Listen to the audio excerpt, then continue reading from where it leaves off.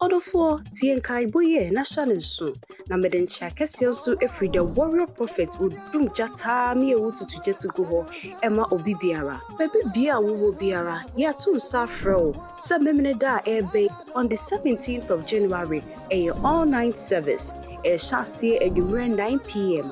Na wo ba the warriors for cinnamon stay baako odi abansusu baako na sene da munim no afia shasi edie yentime nkonja ye spiritual bath ho enti wo ba fa uguta enso ka ho na fa bra yenhia ewo warrior city eya God of Abraham prayer ministry wo ba warrior city a enye yira kwai wo fa ka eko Accra to Kumasi kwai no so a wo si wo besi wo teacher mante na nankoso hini aso eye wo pass mbisa ana ntwemu bi nso a Omotiana Frey 0248-823-412 anase 055-3733-808. And found someone in Nesum, God of Abraham Prayer Ministry apuno ebie ama obi biara. Christ na sumdi enka.